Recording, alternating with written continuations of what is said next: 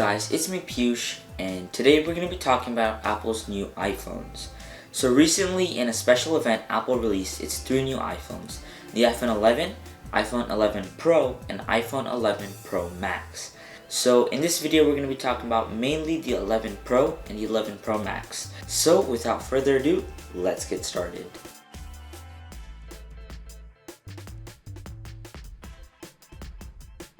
Number 1, the battery / the charger. The one area Apple really improved on is the battery. Ever since Johnny Ive left Apple, they've really changed the way they look at things. Now instead of making iPhones look more slim and sleek, they've really tried to add a lot more battery life into it.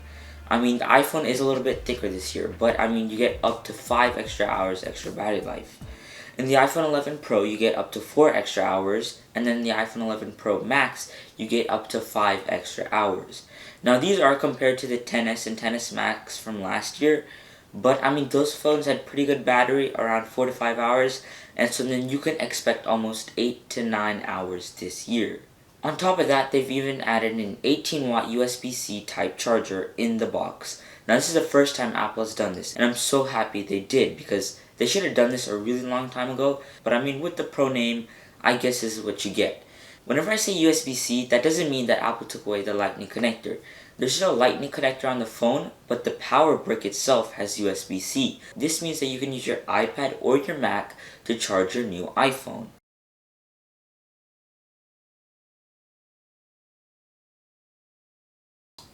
Number 2, the displays. Now the displays aren't really that new this year.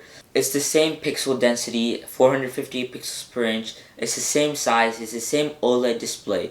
Everything's basically the same except the contrast ratio. Last year's phones had a 1 million to 1 contrast ratio, so this year's phone have a 2 million to 1 contrast ratio. Now all this really means is blacker blacks and whiter whites. Now this is really useful when you're watching movies or just like high quality YouTube videos, cause then all that makes it really pop and look more lifelike. Apple has a new name for this type of display, Super Retina XDR display.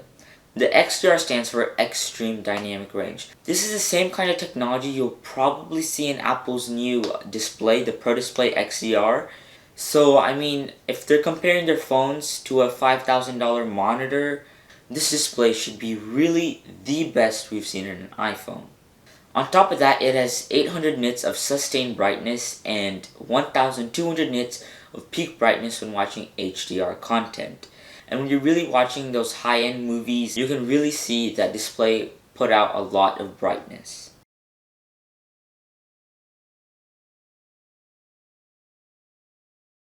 Number 3, cameras. Now this is Apple's biggest stride in order to make people really want to buy their new phones. I mean, most of their presentation about the iPhone 11 Pro and Pro Max was mainly about the cameras. First of all, let's start off by talking about the new lens. Now I bet you all have already seen those pictures of the 3 camera setup. Now the third extra camera is an ultra wide lens. This is the equivalent of a 13mm lens, and it has about 120 degrees of field of vision. This new lens has an aperture of 2.4, allowing you to get some pretty good bokeh and some nice low light shots. Talking about low light, Apple has added a new low light feature to all their new phones this year. This is called night mode. It's kind of like the night sight in pixels.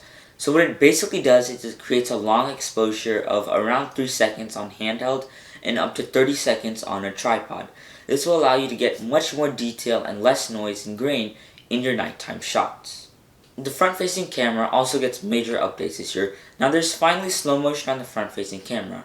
Apple's calling this new technology Slowfies, so basically slow motion selfies. On top of that, you can also record 4K 60 on the front-facing camera, or up to 4K 30 frames per second with extended dynamic range. The camera app also has some new UI this time of year, but it's only for the new iPhones. So if you want to take a video and you're already on the Photos tab, instead of trying to switch over to the Video tab, you can just hold down on the shutter button and it'll basically start recording. Now if you want to continue recording, you just keep on holding and then eventually slide to the right.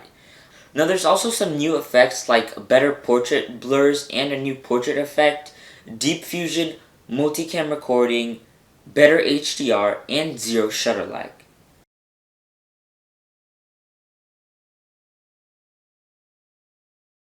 Number 4, Face ID. Face ID is kind of improved this year, not in a major way, but I mean there's still improvements. First of all, it's expected to be up to 30 times faster than the previous year's phone. Secondly, it's supposed to work at more angles. Now, I don't think this is exactly going to work if you put your phone on the table and you try to swipe up at that angle, but suppose you have your phone in your hand and you're using Apple Pay or you're just unlocking your phone, just quickly glance at it and it'll automatically unlock.